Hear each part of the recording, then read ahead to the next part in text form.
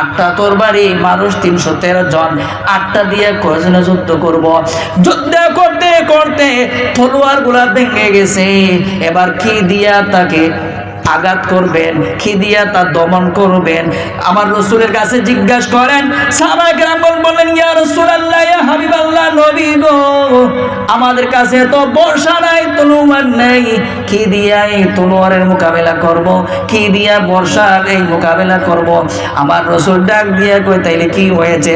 যাও যাও, খেজুর গাছের ডাল ভাঙো, আর খেজুর গাছের ডাল দিয়া জালেম শক্তির বিপক্ষে লড়াই করতে থাকো। জোরে বলেন সুবহানাল্লাহ। এবার যখন আল্লাহর হাবিব সাল্লাল্লাহু আলাইহি সাল্লামের এই কথা শোনার পরে সাহাবায়ে কেরামগণ কিরকম বিশ্বাস, কিরকম আকীদা ছিল তাদের। আচ্ছা বলেন তো, আমি যদি আপনাদেরকে বলি দিঘিপাড় পয়েন্ট থেকে কিছু মানুষ তরবারি নিয়ে সাক্ষ্য নিয়ে আসতেছে, আর আপনি একদলা মাটি নিয়ে যান যুদ্ধ করার জন্য, আপনি যাইবেন? যাইবেন? নিজে যান পাশে নিয়ে বলা এই রাতের মধ্যে তলোয়ার আর আমার কিছু খালি হাতে, এটা একটা যুক্তির কথা। কিন্তু সাহাবায়ে কেরাম বলবেন তাদের ঈমান ও আকীদা কেমন বিশ্বাস। আল আকিদাতু হিয়া জাবাদুল ঈমান, আকীদাই হচ্ছে ঈমানের মূল চাবিকাঠি। সুবহানাল্লাহ বলেন।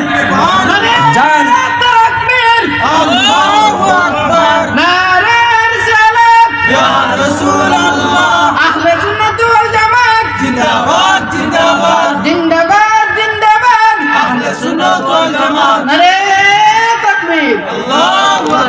এবার যখন সাহাবায়ে কেরাম সেই আকীদা, সেই বিশ্বাস নিয়ে যখন ওই খেজুর গাছের ডালগুলা হাতের মধ্যে নিছে, নিয়া যখন যুদ্ধ চালাইতেছে, হঠাৎ করে সাহাবায়ে কেরাম বলেন, তলোয়ারের সামনে যদি কোনো গাছের ডাল যায়, ডালটা কিন্তু খাটি যাওয়ার কথা, ঠিক না বেঠিক?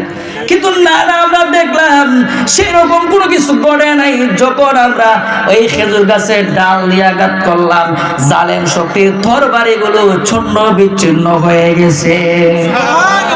আমার আল্লাহ খেজুর গাছের ডালকে তরবারি বানাইয়া দিছে। এটা হচ্ছে মুসলমানদের ইমানি পাওয়ার। সুবহানাল্লাহ বলেন। এবার যখন সাহাবায়ে